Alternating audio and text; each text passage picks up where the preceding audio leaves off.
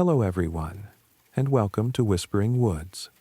I'm here to help you unwind tonight to slow your breathing, clear your thoughts, and drift into calm.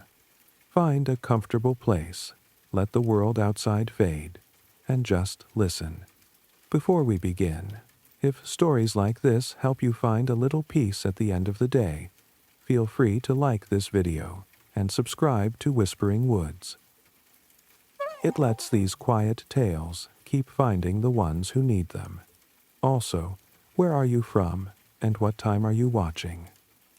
The rain begins as a whisper against glass, each droplet carrying with it the scent of salt and distant thunder.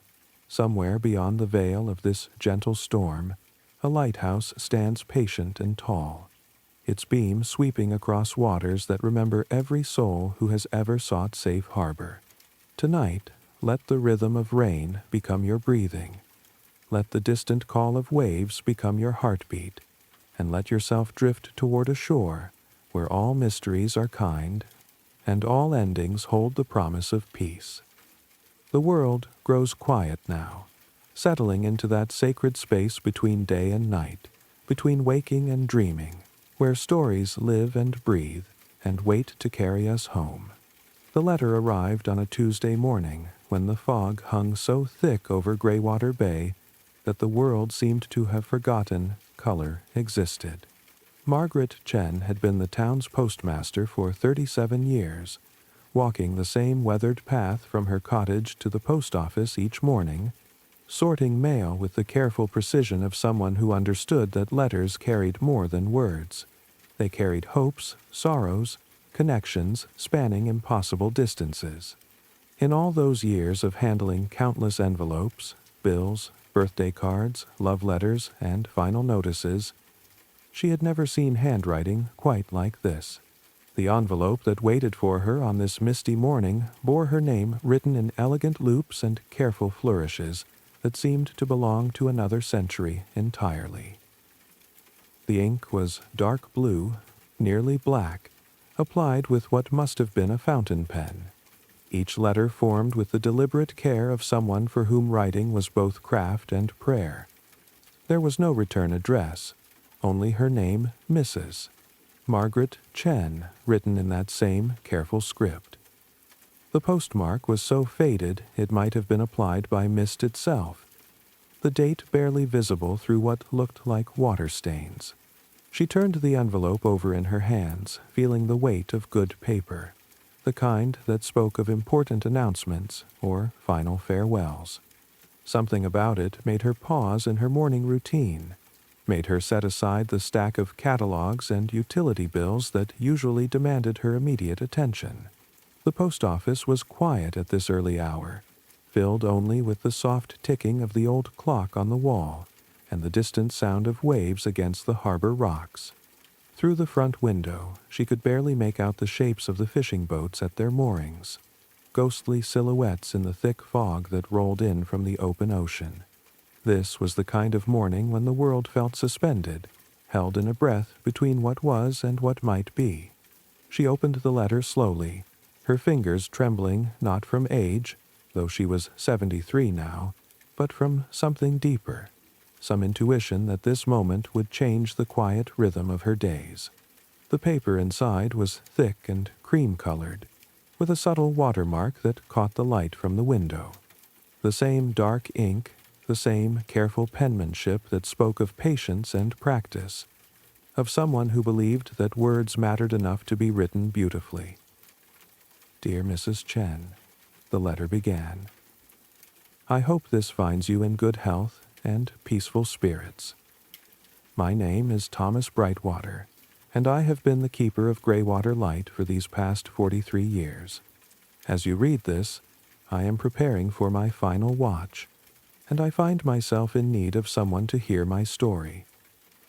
Someone who understands the weight of keeping faith when the world grows dark. Someone who knows that small acts of service can be the most profound prayers we offer. Margaret set the letter down for a moment, her heart beating faster. Greywater Light had been automated for over 2 decades now. She remembered the day they'd announced it in the local paper how the lighthouse would continue to operate, but without a human keeper. No one had lived in the lighthouse since old Mr. Hartwell passed away in the spring of 1999. She remembered his funeral, how the whole town had come to say goodbye to the man who had guided their fathers and grandfathers safely home through countless storms. But this letter was dated just 3 days ago. She checked the postmark again, squinting at the faded stamp. It was impossible to read clearly, but something about it felt real, felt present, as if it had been mailed yesterday rather than decades ago. She picked up the letter again, drawn by something in those carefully crafted words, some echo of loneliness that matched her own. Since Harold had passed 5 years ago, Margaret had grown accustomed to solitude, but she had never quite made peace with it. The letter in her hands seemed to pulse with a familiar ache, the ache of someone who had learned to find meaning in quiet service, in small rituals that no one else would notice or remember. I suppose I should begin with how I came to this place. The letter continued in that same measured, thoughtful tone. It was not by choice, at least not at first. I arrived in Greywater Bay in the autumn of 1981, running from a life that had grown too heavy to carry. I had lost my wife, you see, and my daughter Emma. She was 7, with pigtails and a laugh that could chase clouds away in an accident that still visits me in the small hours before dawn. A drunk driver on a rainy Tuesday evening, just like this one. One moment we were a family making plans for Emma's birthday party. The next I was standing in a hospital hallway being told that sometimes the world simply stops making sense. Margaret's eyes filled with tears as she read those words. She had no children of her own. She and Harold had tried for years, had filled their hope chest with tiny clothes that were never worn. But she understood the particular grief that comes from losing what you love most. The whole town knew her story, how she and Harold had poured their parental love into other people's children, becoming the unofficial grandparents to half the families in Greywater Bay. I thought I was coming here to disappear, Thomas continued, to let the fog swallow me whole until there was nothing left but the sound of waves. The lighthouse keeper's position had been vacant for months when I applied. The Coast Guard was growing desperate. The previous keeper, Mr. Samuel Morrison, had simply walked into the sea one November morning, leaving behind only a note that said, "The light knows when it's time." The townspeople spoke of it in whispers, crossing themselves when they passed the lighthouse at night. They said it was cursed, that the isolation drove men mad with loneliness. Margaret could see him as she read, a younger man with grief-darkened eyes, standing at the end of the long wooden pier with a single suitcase, and no idea that this remote lighthouse would become his salvation rather than his exile. She imagined him on that first day, looking up at the white tower that would become his home, his guardian, his teacher in the art of solitude transformed into service. If stories like this calm your thoughts, you're home here in Whispering Woods. But I was already acquainted with loneliness, Thomas wrote, his words carrying the weight of someone who had learned to distinguish between loneliness and solitude. And I found, to my surprise, that the lighthouse welcomed me. Not with warmth, exactly, but with a sort of patient recognition, the way one broken thing acknowledges another. The keeper's quarters were sparse, but clean, furnished with simple necessities and nothing more. A narrow bed, with a quilt that had been sewn by someone who understood the long nights of watching. A small kitchen with a window that faced east, so the keeper could greet each sunrise. Shelves lined with logbooks dating back to the lighthouse's construction in 1847, their pages filled with the careful observations of men who had kept this same vigil for over a century before me. Thomas described those first nights in the lighthouse, learning the rhythm of the beacon as it swept its light across waters that stretched toward horizons he could never see. The lighthouse operated on a precise schedule: 15 seconds of light, 5 seconds of darkness, repeated endlessly through the night. At first, he wrote, the rhythm seemed mechanical, impersonal. But as the weeks passed, he began to understand that it was actually a heartbeat, the steady pulse of something alive and purposeful. There were books, Thomas continued, hundreds of books left behind by previous keepers. Their margins filled with notes and observations about the sea, the weather, the strange way time moves differently when you live between land and water. I found myself reading not just for entertainment, but for company. The previous keepers had left behind pieces of themselves in those margins, comments on passages that had spoken to them.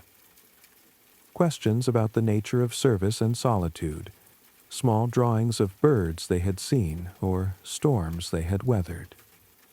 Margaret found herself imagining those first nights, Thomas alone in the circular room at the lighthouse's base, learning the accumulated wisdom of men who had kept this same vigil for generations.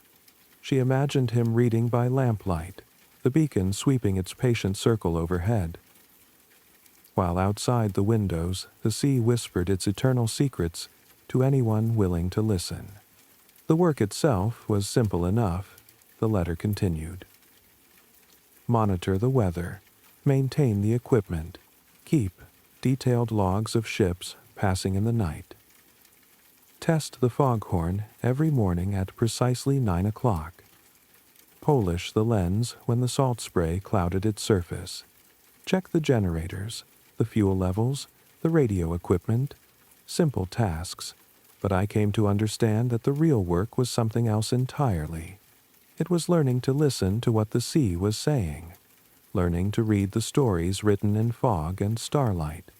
It was becoming a guardian not just of ships and sailors, but of something larger, the faith that there is always a light burning somewhere in the darkness, always a safe harbor for those who need it most. The letter described Thomas's first winter in the lighthouse, when storms battered the coast for weeks at a time, and the beam of the light seemed like the only fixed point in a world gone mad with wind and rain. He wrote about nights when the waves crashed so high against the lighthouse that sea spray reached the lamp room itself, and he would stand at the great lens, watching the water cascade down the windows like tears. I learned to read the sea in all its moods, Thomas wrote. The gentle swells of summer evenings, when the water looked like hammered silver under the setting Sunday.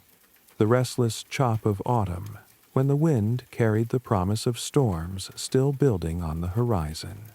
The fierce rage of winter gales, when the sea threw itself against the rocks as if trying to reclaim the land itself. And the profound stillness of rare calm nights, when the water became a mirror for stars and the beam of the lighthouse seemed to stretch all the way to heaven. You're listening to Whispering Woods, where every night brings another quiet tale. The letter told stories of the ships Thomas had guided home, fishing boats caught in sudden squalls, their crews grateful for the lighthouse beam that led them safely back to harbor. Pleasure craft that had wandered too far from familiar waters, their occupants seasick and frightened until they saw the steady sweep of light that promised safety. Cargo ships making their way up the coast, their captains nodding in acknowledgement as they passed the lighthouse, understanding that Thomas was there, keeping watch, maintaining the sacred compact between those who venture onto the water and those who light the way home. There was one night, Thomas continued, that taught me the true meaning of my calling. It was early December, a storm so fierce that I could barely see beyond the lamp room windows. The radio crackled with a distress call, a yacht in trouble. Engine failed, taking on water. The Coast Guard was hours away, battling the same storm that had disabled the yacht.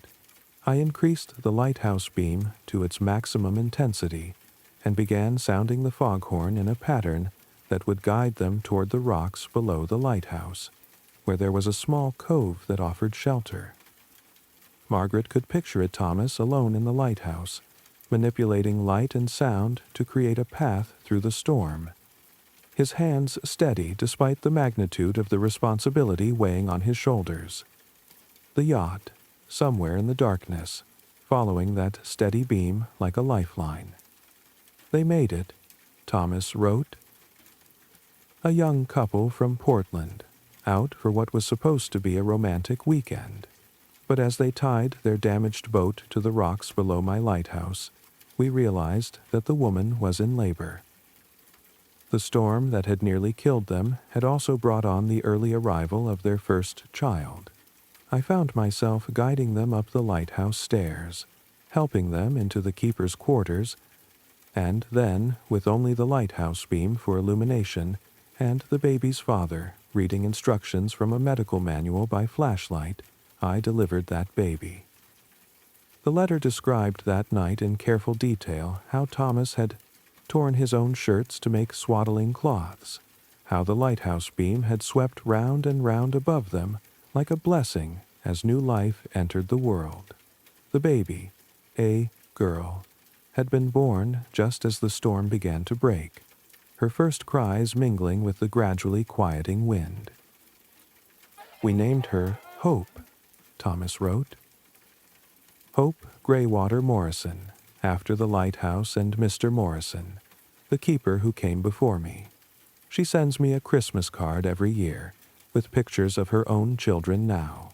Sometimes I think that night, holding new life in my hands while the storm raged outside, was when I truly understood my purpose here. I wasn't just keeping a light burning, I was keeping faith.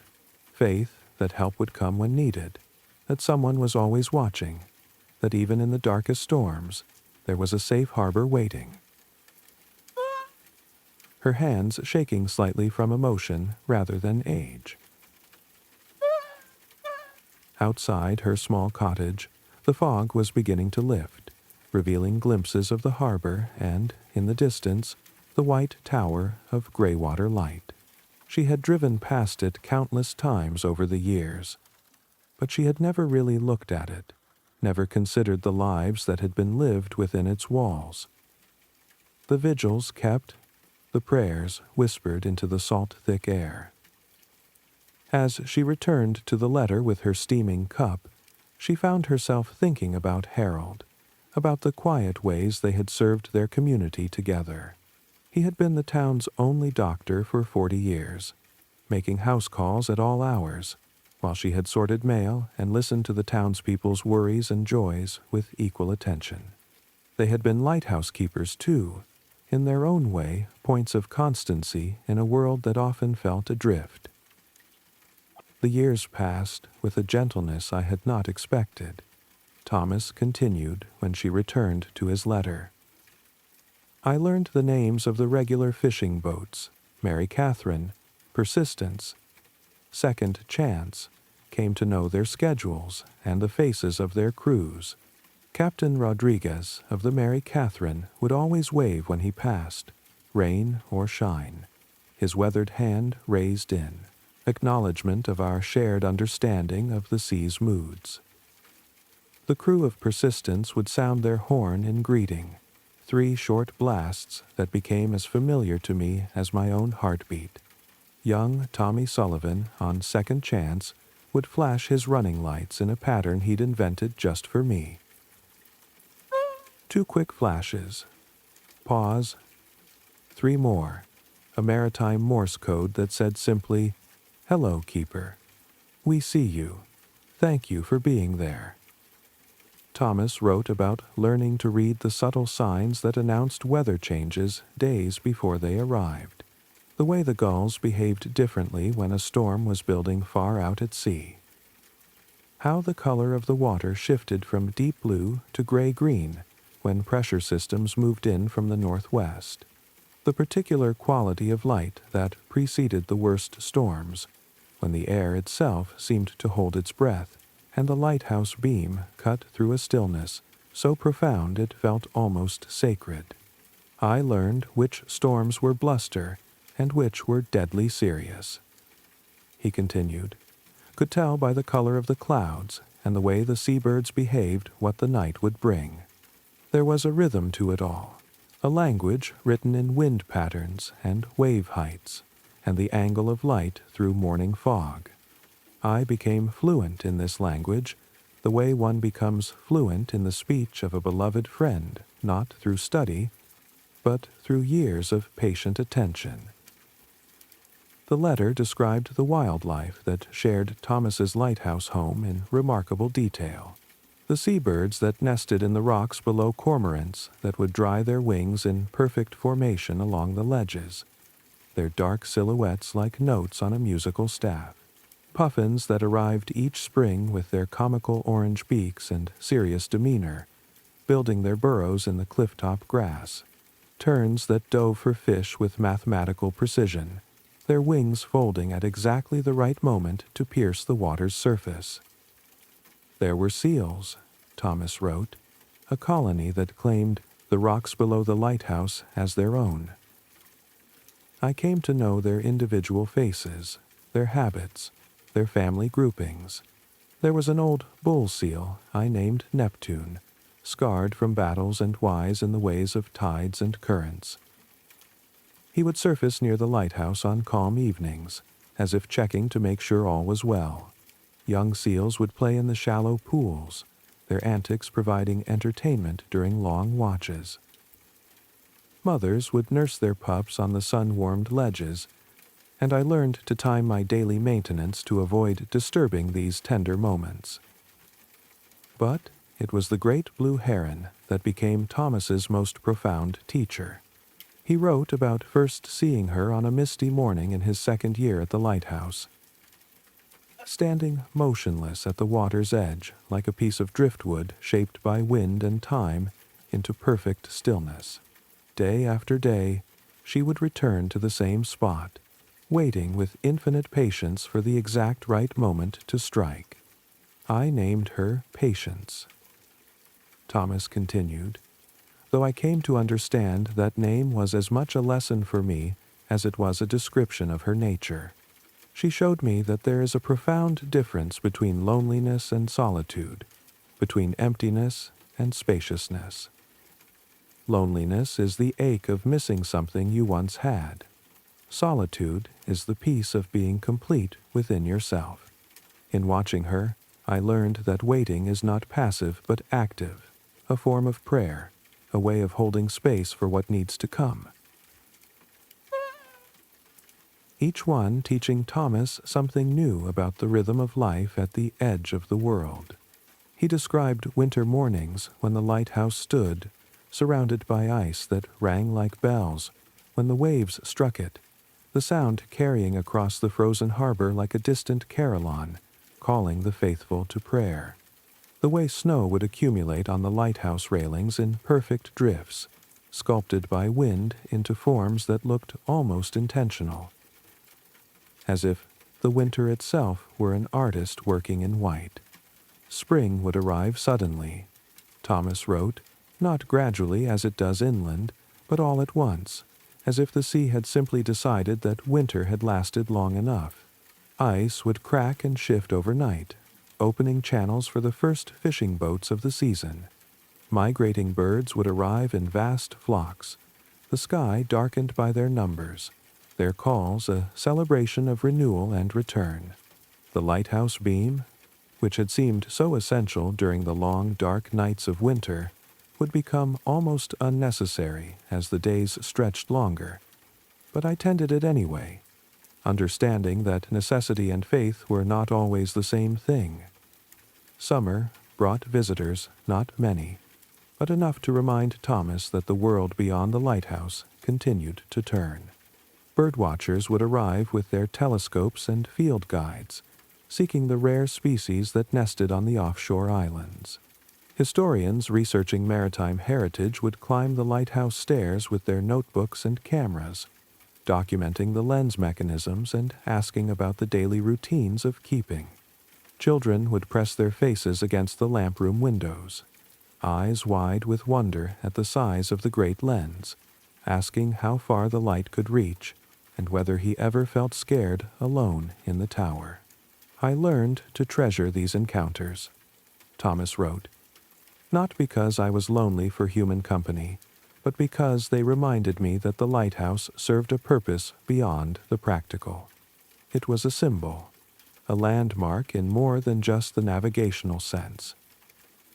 People needed to know it was there, needed to see it standing solid and unchanging against the horizon. They found comfort in its presence, even if they never intended to go to sea themselves. The letter told of autumn storms that tested both the lighthouse's engineering and Thomas's resolve. Hurricanes that had traveled thousands of miles to spend their fury against the New England coast. Waves so high they seemed to challenge the lighthouse to stand firm.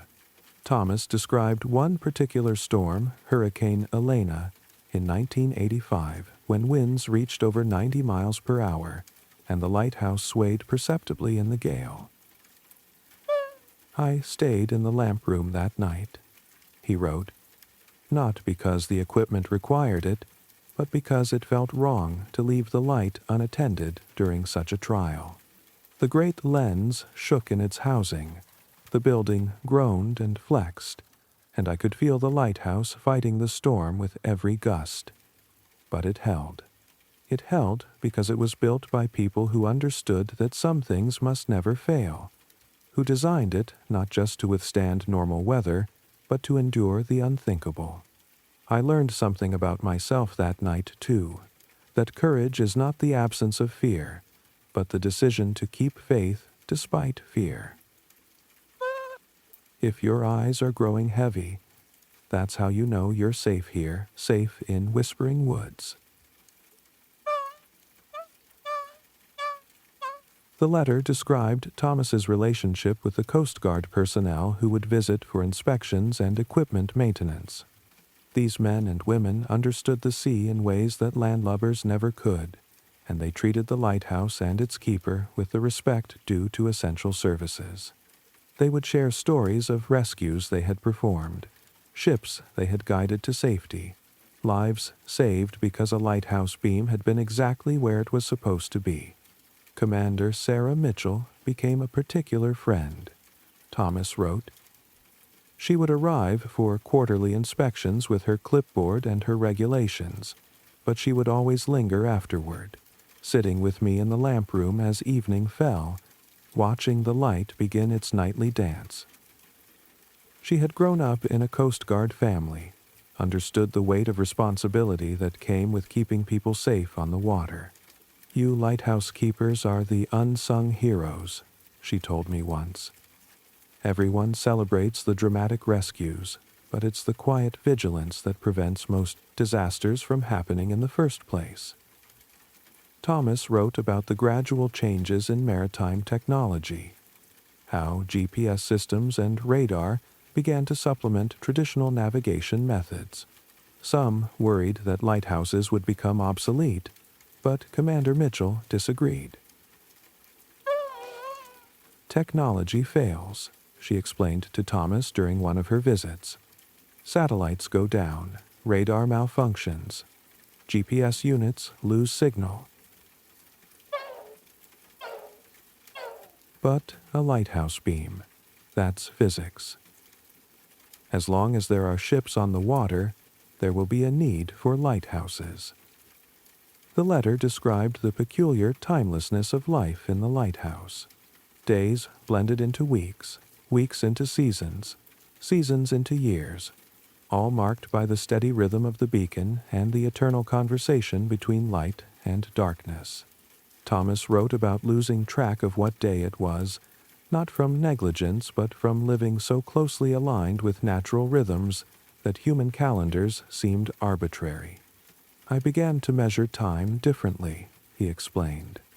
Not by clocks and calendars, but by the migration patterns of whales, the nesting cycles of seabirds, the seasonal shifts in the color and mood of the sea. I knew it was late spring when the puffins returned to their clifftop burrows. I knew winter was coming when the seals moved to more sheltered coves. I knew a storm was approaching when Patience would abandon her usual fishing spot and seek higher ground. The letter told of profound moments of beauty that would arrive unexpectedly mornings when the fog would lift suddenly to reveal a pod of whales feeding just beyond the reef, their massive forms moving with ancient grace through waters that reflected the sky like polished silver.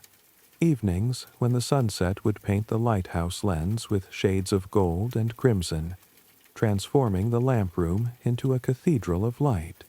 Nights when the aurora borealis would dance across the northern sky, and the lighthouse beam would seem to join in their cosmic celebration.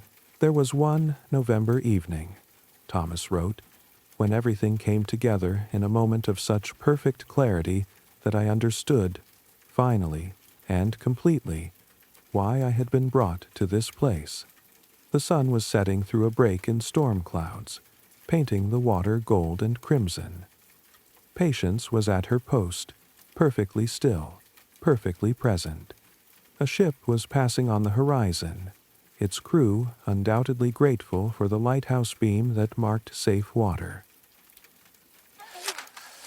And I was there, in the lamp room, tending the light that connected all these elements, the natural world, the human world, the eternal dance between guidance and trust. The letter spoke of visitors who came seeking something they couldn't quite name. The lighthouse had acquired a reputation over the years as a place of pilgrimage for people in transition. Those mourning losses, facing difficult decisions, or simply needing to stand at the edge of the continent and remember their place in the larger scheme of things. There was an elderly woman named Rose, Thomas wrote, who came to the lighthouse every year on the anniversary of her husband's death at sea. She would sit on the rocks below for hours, not speaking, just watching the water. I would watch her from my windows, understanding that grief, like the tides, followed its own rhythm and could not be hurried. After several years of this ritual, she finally climbed the lighthouse stairs to meet me. "Thank you," was all she said, but I understood. The lighthouse had been keeping vigil with her, a constant reminder that love, like light, endures beyond physical presence. Thomas described a young man who arrived one autumn day, his eyes holding the same darkness Thomas had carried when he first came to the lighthouse. He had lost his job, his marriage, his sense of purpose. He sat with me in the lamp room as the sun set, and we watched the light begin its nightly dance across the water. I told him what Patience had taught me, that sometimes the most important thing you can do is simply remain still and alert, trusting that clarity will come in its own time. He stayed for 3 days, sleeping in the spare room, helping with daily maintenance, gradually finding peace in the lighthouse's steady rhythms. The letter described how Thomas watched that young man return to the world with new purpose, how he received a letter months later telling of a new job found, a relationship beginning to heal, a life rebuilt on the foundation of patience learned in the lighthouse's steady glow.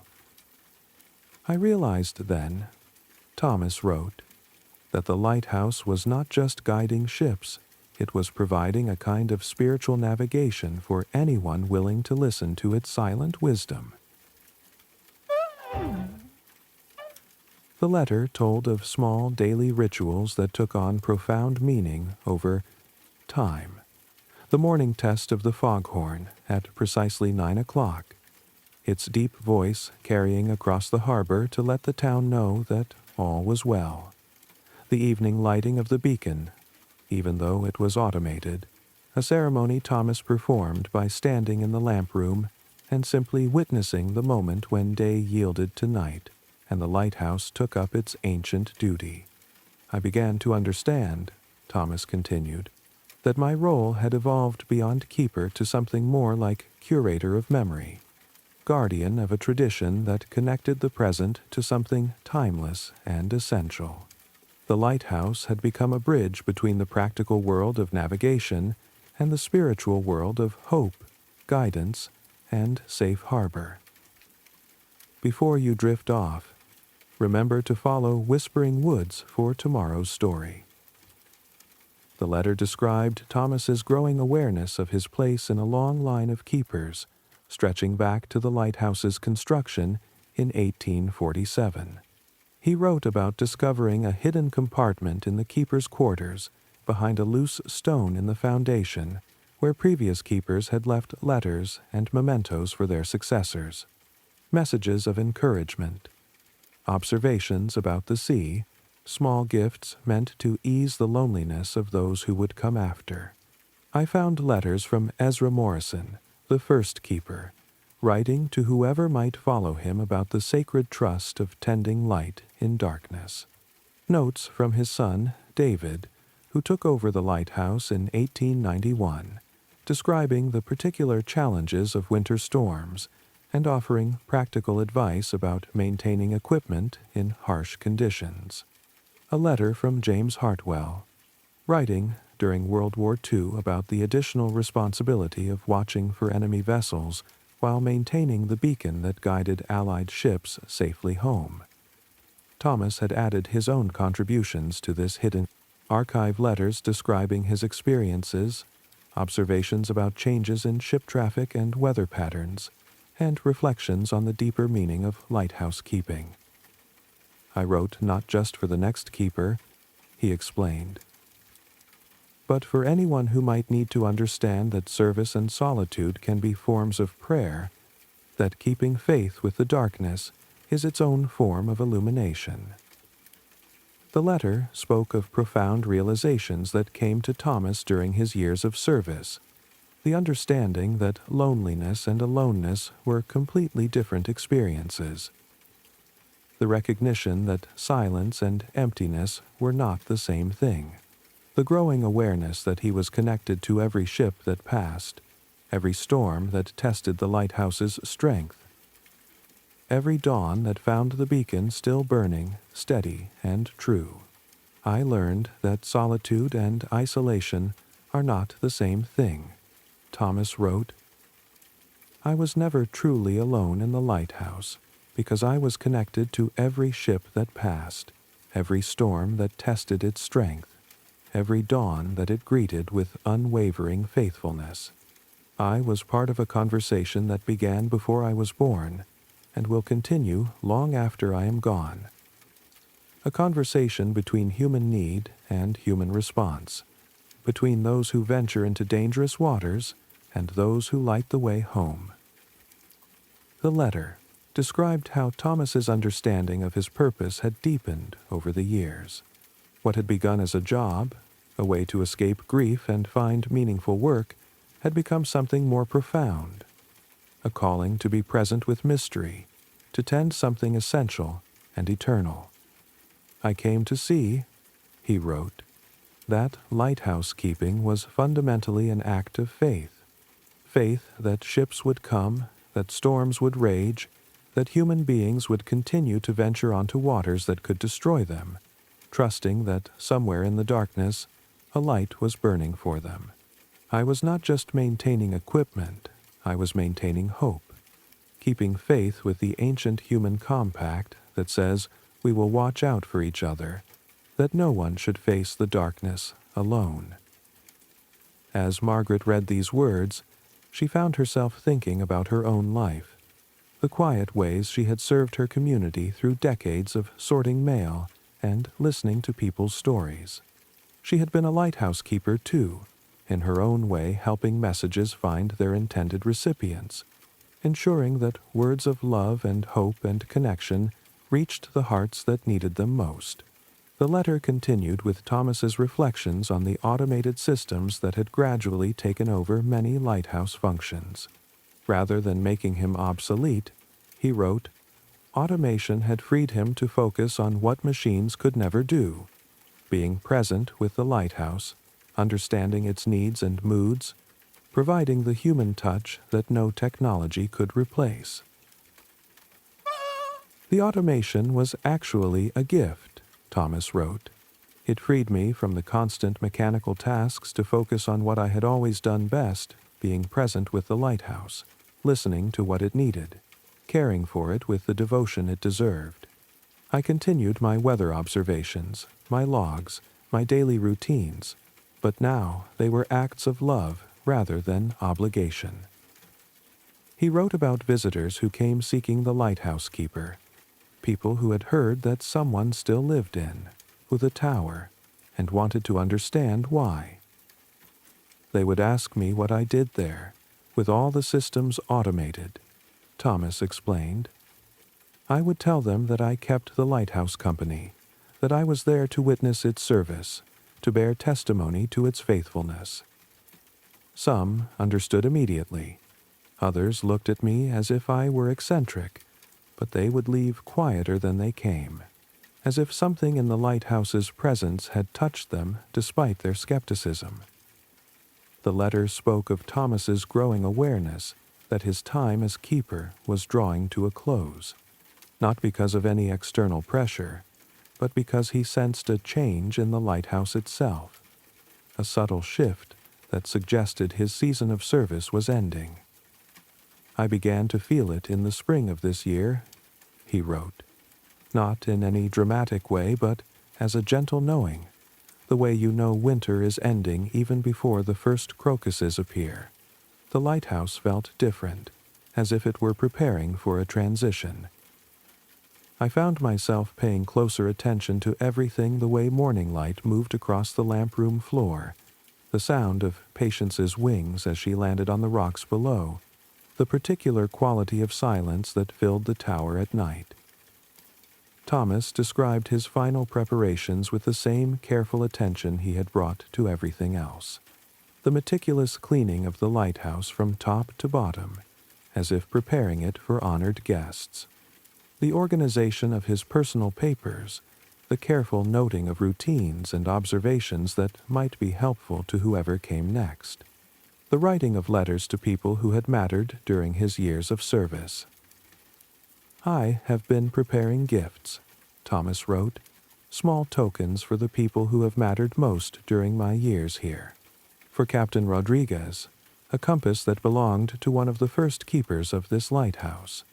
For the young man who found his purpose here, a book of poetry that sustained me through many lonely nights. For Hope Morrison, now grown with children of her own. A piece of sea glass worn smooth by decades of waves, a reminder that even the sharpest edges can be gentled by patience and time.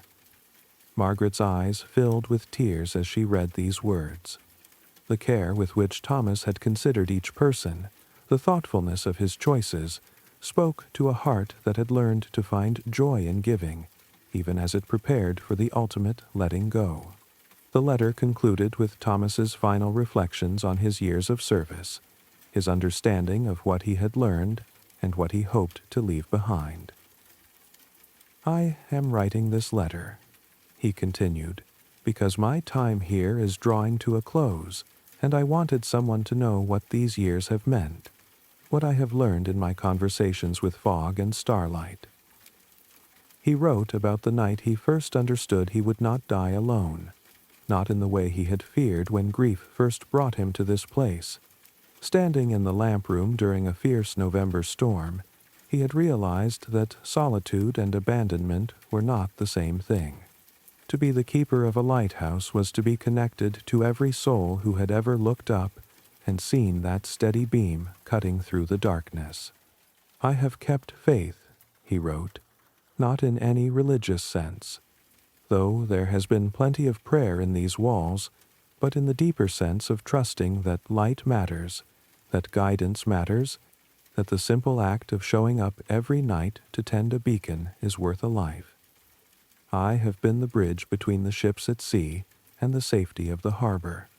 I have been the voice that says, even in the darkest storm, this way, here, you are not lost.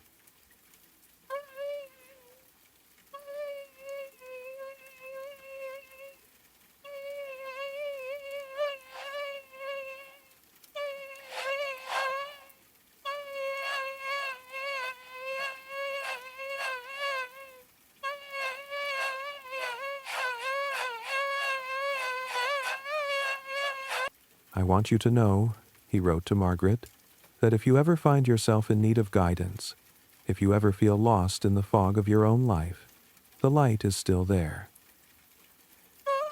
It will always be there, not because of any keeper, not because of any building, but because the need for it calls it into being.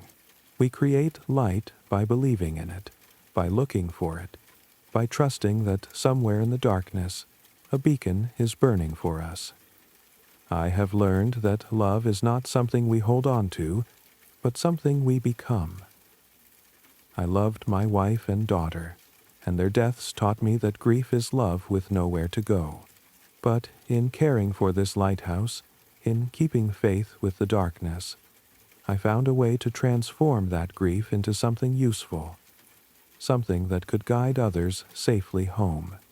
I learned that service is another form of love, and that loneliness is healed not by finding someone to fill the emptiness, but by becoming someone who helps others find their way. I leave this place not with sadness, but with gratitude. I came here broken, and I leave whole. I came here seeking to disappear, and instead learned to shine. I hope that whoever reads this will understand that sometimes the most important journeys are not toward something new, but toward something eternal that was waiting inside us all along. The letter was signed simply, "With deep respect and enduring hope, Thomas Brightwater, keeper of Greywater Light." And there, in the gentle rhythm of words that had carried her through an entire evening, Margaret found herself drifting toward the kind of peace that only comes when we know we are not alone, when we understand that somewhere in the darkness a light burns steady and true, calling us home. Returned to his letter. I learned the names of the regular fishing boats, Mary, Catherine, Persistence. Second chance came to know their schedules and the faces of their crews. Captain Rodriguez of the Mary Catherine would always wave when he passed, rain or shine. The crew of Persistence would sound their horn in greeting, 3 short blasts that became as familiar to me as my own heartbeat. I learned which storms were bluster and which were deadly serious, could tell by the color of the clouds and the way the seabirds behaved what the night would bring. The letter described the rhythm of seasons as seen from the lighthouse, the way the light moved differently through the year, the changing patterns of ship traffic, the migration of whales that passed each spring and fall. Thomas had become a student of these rhythms, recording them in his log books with the careful attention of someone who understood that everything was connected, that the smallest observation might someday save a life. I learned to read the subtle changes in the light that announced the coming of spring, he wrote. The way the fog moved differently in summer, lifting earlier and settling later. The particular quality of silence that preceded the first snow, when the whole world seemed to hold its breath. I learned that autumn storms were fierce but brief, while winter gales could last for days, testing the lighthouse's strength and my own endurance. He wrote about the wildlife that shared his lighthouse home, the seabirds that nested in the rocks below, their cries becoming the soundtrack to his days, the seals that sunned themselves on the ledges at low tide, occasionally looking up at the lighthouse as if acknowledging his presence, the occasional whale that would surface in the deeper waters beyond the reef, their massive forms breaking the surface in a display of power and grace that never failed to humble him. But perhaps my greatest teacher, Thomas continued, was a great blue heron I named Patience. She would stand motionless at the water's edge for hours, waiting for the perfect moment to strike. I would watch her from the lighthouse windows, marveling at her stillness, her complete attention to the present moment. She showed me that there is a profound difference between loneliness and solitude. Loneliness is the ache of missing something you once had. Solitude is the peace of being complete within yourself. In watching her, I learned that waiting is not passive but active, a form of prayer, a way of holding space for what needs to come. If your eyes are growing heavy, that's how you know you're safe here, safe in Whispering Woods. The letter spoke of seasons cycling past like slow breaths, each one teaching Thomas something new about the rhythm of life at the edge of the world.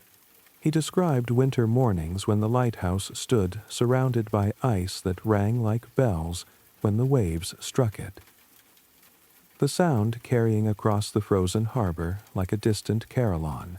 He wrote about spring fogs, so thick he could barely see his own hand, yet somehow the lighthouse beam cut through it all, steady and unwavering.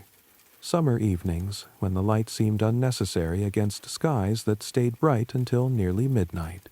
But he tended it anyway, understanding that necessity and faith were not always the same thing. There were visitors occasionally, Thomas continued. Coast Guard inspectors who came to check the equipment, their clipboards and schedules a reminder of the wider world beyond my lighthouse home. Bird watchers who had heard about the puffins that nested on the nearby islands, their enthusiasm for the natural world, a bright contrast to my own quiet contemplation.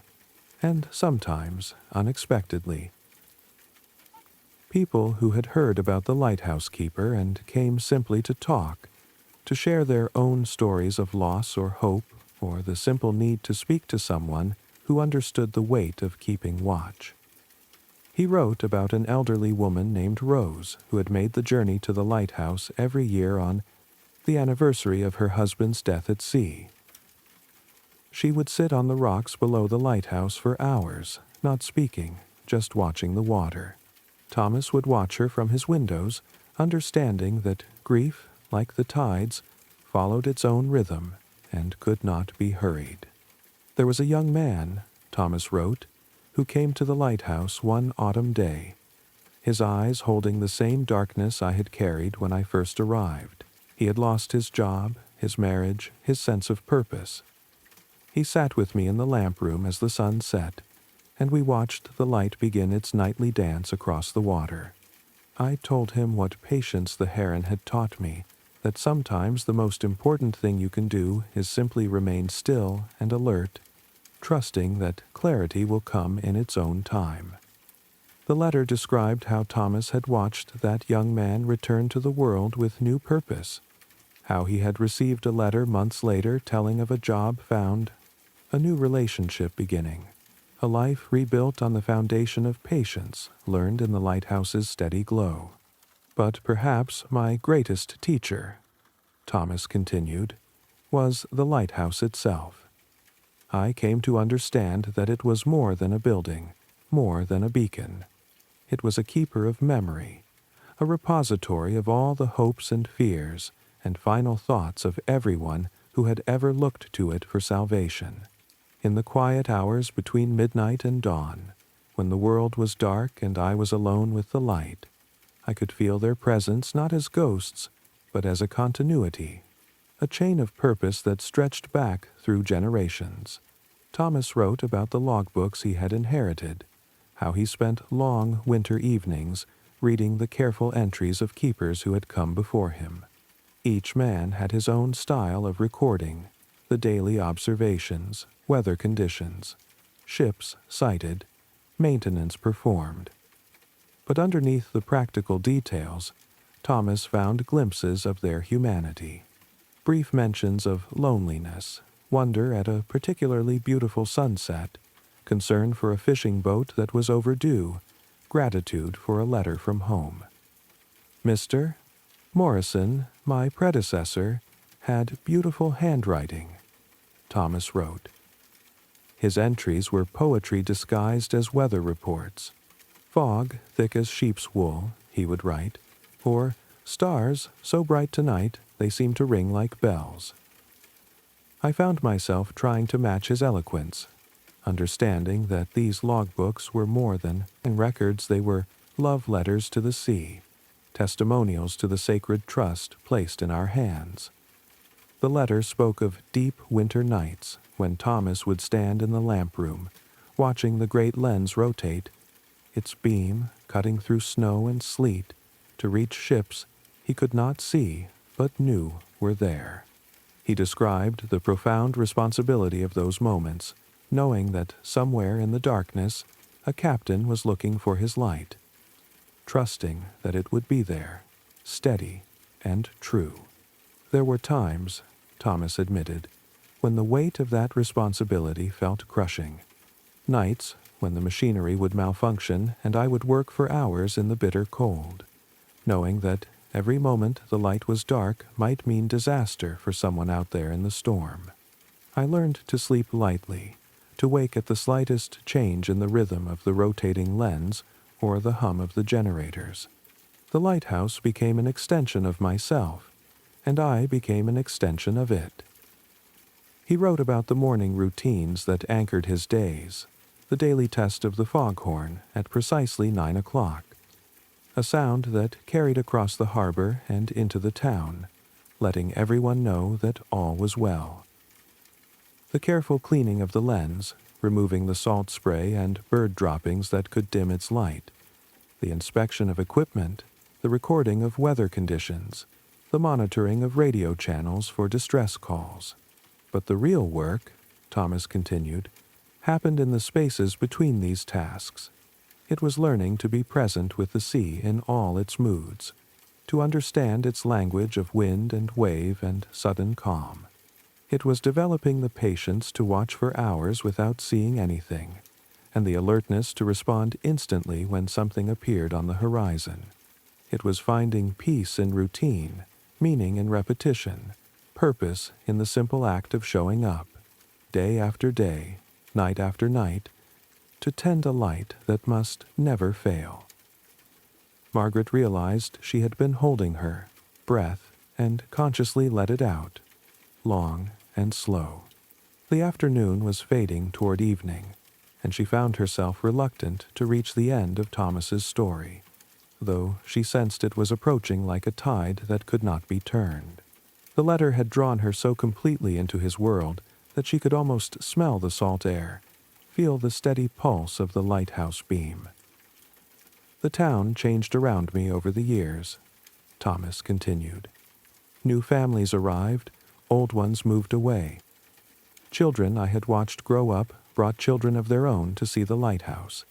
The fishing industry evolved, larger boats replacing the smaller ones I had first known. Technology advanced GPS systems and radar, making navigation safer, though no less dependent on the steady presence of the lighthouse beam. He wrote about the gradual automation of lighthouse systems across the coast, how one by one his fellow keepers were replaced by machines. The loneliness of this transition was profound, Thomas admitted. For decades, he had been part of an invisible community lighthouse keepers scattered along hundreds of miles of coastline, connected by radio and shared purpose. Slowly, that community dwindled until he was among the last of his kind. I received the official notice about automation in the spring of 2003, Thomas wrote. The Coast Guard was very respectful, very apologetic. They offered me a position maintaining automated systems, a job that would have meant leaving the lighthouse but staying involved with its operation.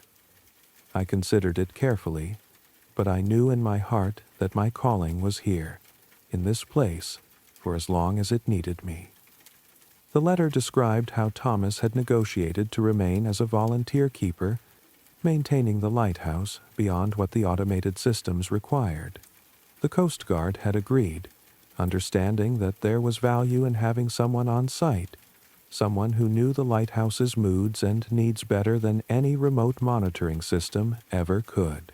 Those years as a volunteer were perhaps the most meaningful of all, Thomas wrote. Freed from the official responsibilities, I could focus on what I had always done best, being present with the lighthouse, listening to what it needed, caring for it with the devotion it deserved. I continued my weather observations, my logs, my daily routines. Ships still passed, storms still raged, and the light still burned steady and true. He wrote about visitors who came seeking something they couldn't quite name photographers, drawn by the lighthouse's stark beauty, historians researching maritime heritage, and always, always, people who simply needed to stand at the edge of the continent and watch the eternal dance between light and darkness, sea and sky. I began to understand, Thomas continued, that my role had evolved beyond keeper to something more like curator of memory, guardian of a tradition that connected the present to something timeless and essential. The lighthouse had become a bridge between the practical world of navigation and the spiritual world of hope, guidance, and safe harbor.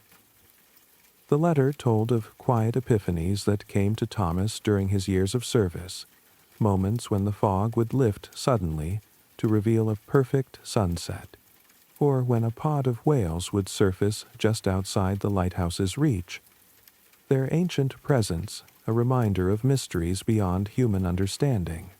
He wrote about nights when the northern lights would dance across the sky, and the lighthouse beam would seem to join in their cosmic celebration. I learned that solitude and isolation are not the same thing, Thomas wrote.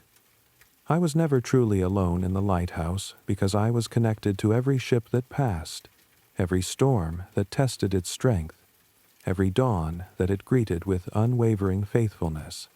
I was part of a conversation that began before I was born and will continue long after I am gone. Before you drift off, remember to follow Whispering Woods for tomorrow's story. I am writing this letter, Thomas continued, because my time here is drawing to a close. Not because I am ill, though I am old, and not because I am unhappy, though I am tired. I am leaving because the lighthouse has taught me that there are seasons to everything, and my season as keeper is ending. But I wanted someone to know what these years have meant, what I have learned in my conversations with fog and starlight. Thomas wrote about the night he first understood he would not die alone, not in the way he had feared when grief first brought him to this place. He had been tending the light during a fierce November storm, the kind that reminded him why lighthouses existed, when he realized that solitude and abandonment were not the same thing. To be the keeper of a lighthouse was to be connected to every soul who had ever looked up and seen that steady beam cutting through the darkness. I have kept faith, he wrote, not in any religious sense, though there has been plenty of prayer in these walls, but in the deeper sense of trusting that light matters, that guidance matters, that the simple act of showing up every night to tend a beacon is worth a life. I have been the bridge between the ships at sea and the safety of the harbor. I have been the voice that says, even in the darkest storm, this way, here, you are not lost. The letter described Thomas's final preparations, how he had spent weeks cleaning the lighthouse from top to bottom, organizing his personal papers, writing careful notes for whoever might come after him. He had contacted the Coast Guard, he wrote, to let them know he was leaving, though he suspected they already knew. These things had a way of making themselves known to those who needed to know them. Thomas wrote, small tokens for the people who have mattered most during my years here. For Captain Rodriguez, a compass that belonged to one of the first keepers of this lighthouse. For the young man who found his purpose here, a book of poetry that sustained me through many lonely nights. For Hope Morrison, now grown with children of her own, a piece of sea glass worn smooth by decades of waves, a reminder that even the sharpest edges can be gentled by patience and time. Margaret's eyes filled with tears as she read these words. The care with which Thomas had considered each person, the thoughtfulness of his choices, spoke to a heart that had learned to find joy in giving, even as it prepared for the ultimate letting go. I have left something for you in the lighthouse, Thomas wrote, in the small room at the top where the light lives. It is not valuable in any monetary sense, but I hope you will find it meaningful. Consider it a bridge between my keeping and whatever comes next. The door will be unlocked. It always has been for those who truly need to enter." Margaret's hands were shaking now as she read the final pages of the letter. Outside, full darkness had fallen, and she could see the automated beacon of Greywater light sweeping its steady rhythm across the water, just as it had for decades. Just as it would continue to do long after this night had passed into memory. "I want you to know," Thomas concluded, "that if you ever find yourself in need of guidance, if you ever feel lost in the fog of your own life, the light is still there. It will always be there, not because of any keeper, not because of any building, but because the need for it calls it into being. We create light by believing in it, by looking for it, by trusting that somewhere in the darkness, a beacon is burning for us. I have learned that love is not something we hold on to, but something we become. I loved my wife and daughter, and their deaths taught me that grief is love with nowhere to go. But in caring for this lighthouse, in keeping faith with the darkness, I found a way to transform that grief into something useful, something that could guide others safely home. I learned that service is another form of love, and that loneliness is healed not by finding someone to fill the emptiness, but by becoming someone who helps others find their way. I leave this place not with sadness, but with gratitude. I came here broken, and I leave whole. I came here seeking to disappear, and instead learned to shine. I hope that whoever reads this will understand that sometimes the most important journeys are not towards something new, but towards something eternal that was waiting inside us all along." The letter was signed simply, "With deep respect and enduring hope, Thomas Brightwater, Keeper of Greywater Light." Below his signature, in smaller text, Thomas had added, "P.S. I have left detailed instructions for the care of patients." She has been coming to the lighthouse for 7 years now, and though she is wild and free, she has become part of my routine. Someone should know to watch for her, to understand that even wild things can form bonds of mutual respect and gentle companionship. Margaret sat in her kitchen for a long time after she finished reading, listening to the rain against her windows and watching the lighthouse beam sweep across the water. The letter lay open before her, its pages glowing in the lamplight like something precious and fragile. She could feel the weight of Thomas's story settling into her bones, the way profound truths do when they find the right person at the right moment. Finally, as if called by something she couldn't name, she put on her coat and walked through the town toward the lighthouse. The streets were empty at this hour, the fog creating intimate pools of light around the street lamps. Her footsteps echoed softly on the cobblestones as she made her way down to the harbor, past the sleeping fishing boats, toward the white tower that had called to her from the pages of Thomas's letter. The door was unlocked, as Thomas had promised it would be. She pushed it open slowly, stepping into the circular room that had been his home for so many decades. The space felt peaceful rather than empty, as if it were simply resting between one purpose and the next. Moonlight filtered through the windows, casting gentle shadows on the walls lined with books and charts, and the accumulated wisdom of years spent in careful observation. She climbed the spiral stairs slowly, her footsteps echoing in the circular space, each step bringing her closer to the lamp room where Thomas had spent so many nights keeping watch. The stairs were worn smooth by generations of keepers, each man adding his own passage to the lighthouse's memory.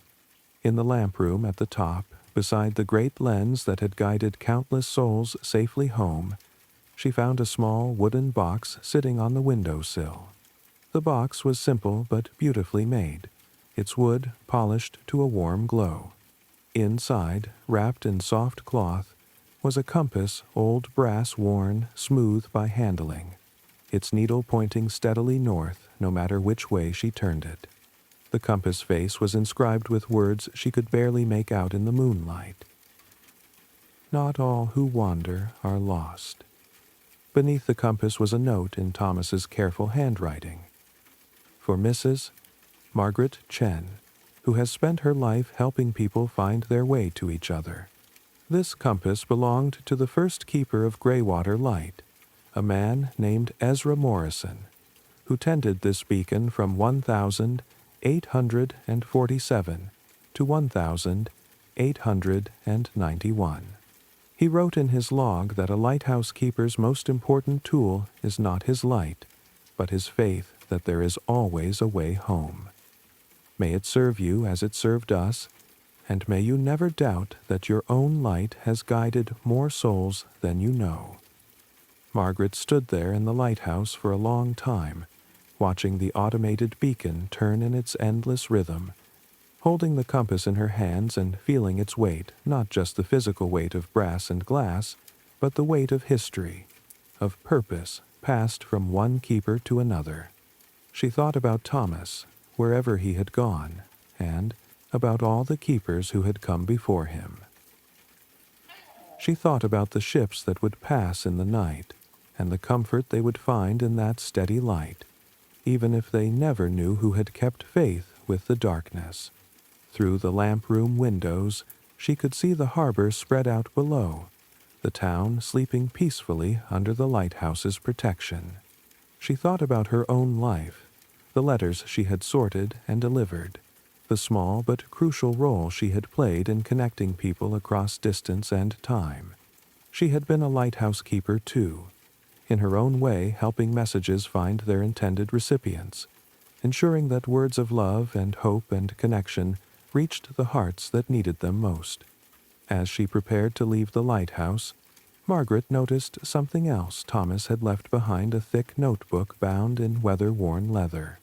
She opened it carefully, finding page after page of observations, thoughts, and reflections written in that same careful hand. This was Thomas's personal journal, separate from the official logs, a record of his inner journey as much as his daily duties.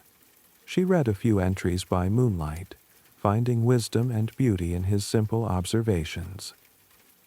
The fog this morning moved like prayers made visible, lifting and falling with a rhythm that spoke of something beyond the merely physical. I understand now why ancient peoples saw gods in the natural world, not because they were primitive, but because they were paying attention. Another entry from a summer evening years earlier. A child visited today with her grandmother. She asked me what I do here all alone. I told her I keep the light burning, but as I watched her face, I realized that wasn't quite right. The light keeps itself burning. I just pay attention to it, tend to it, keep it company. Sometimes the most important job is simply to witness, to be present with something beautiful and essential. Margaret closed the journal carefully, understanding that this too was part of Thomas's gift, not just the compass and the story, but the invitation to continue bearing witness, to keep paying attention to the beautiful and essential things that others might miss in their hurry to get somewhere else. When she finally descended the stairs and walked back through the town to her cottage, Margaret felt something she hadn't experienced in years, a sense of being part of something larger than herself, connected to a purpose that stretched beyond her own small life. The compass sat heavy in her coat pocket, its needle finding true north with unwavering certainty. And she understood that she had been chosen for something, called to continue a tradition of service that had nothing to do with official duties and everything to do with love, made manifest in small, daily acts of care. She placed the compass on her kitchen table where she could see it every morning, a reminder that even in the thickest fog, there was always a way home. Thomas's letter went into her desk drawer. but not to be forgotten, to be treasured. Read again on nights when the fog rolled in thick from the ocean, and she needed to remember that solitude and abandonment were not the same thing. Years later, when people in Greywater Bay spoke of the lighthouse keeper who had simply vanished one autumn night, leaving behind only a letter and a sense of peace that seemed to settle over the town like gentle snow, Margaret would smile and say nothing. She knew where Thomas had gone, not to any physical place, but into the eternal rhythm of service and love that flows between those who are lost and those who wait patiently to help them find their way. She began visiting the lighthouse regularly, not as a keeper, but as a guardian of memory. She would sit in the lamp room on foggy evenings, watching for the great blue heron that Thomas had called Patience, understanding now that some friendships transcend species and circumstance. The heron still came, standing motionless at the water's edge, and Margaret would watch her with the same wonder that Thomas had described in his letter. Margaret kept Thomas's journal too, reading entries when she needed guidance or comfort. His words became a bridge between his solitude and her own, his observations a lens through which she learned to see the sacred in the ordinary. She began keeping her own journal, recording not just the events of her days but the small miracles she witnessed, the way morning light moved across her kitchen table, the sound of children's laughter carrying on the wind, the steady rhythm of the lighthouse beam that continued its nightly dance across the water. She started a tradition of her own, leaving flowers on the rocks below the lighthouse each year on the anniversary of receiving Thomas's letter. She never saw who took them, but they were always gone by morning, and she chose to believe that somehow, in some way that didn't require explanation, they found their way to Thomas, wherever he was, a message from one lighthouse keeper to another. Thank you. Your light continues to shine. The lighthouse beam continued its nightly sweep across the waters, automated now but no less faithful, carrying with it the accumulated devotion of all who had tended it. And sometimes, on particularly still nights, when the fog rolled in thick from the ocean, people walking past the lighthouse swore they could see a figure in the lamp room, not frightening, but comforting, a presence that seemed to nod in recognition before fading back into the light. Margaret lived another 34 years after receiving Thomas's letter, and in all that time she never felt truly alone. Whenever the fog of her own life grew too thick to navigate, she would take out the brass compass and hold it in her hands, feeling its weight and the certainty of its needle pointing always toward true north. And on the clearest nights, when she could see stars reflected in the calm water of the bay, she would look up at the lighthouse and whisper, "Thank you, Thomas. Thank you for keeping faith with the darkness. Thank you for showing us that light is not something we find, but something we become."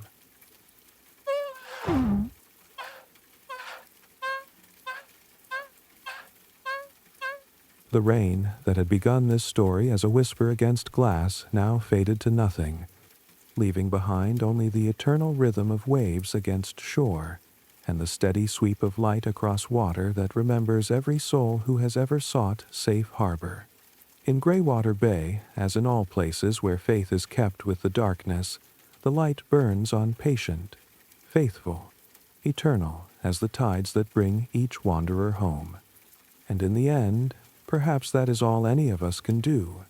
Keep our lights burning, tend to the small patch of darkness entrusted to our care, and trust that somewhere, someone who needs guidance will see our beacon and know they are not lost. They are not alone. They are almost home.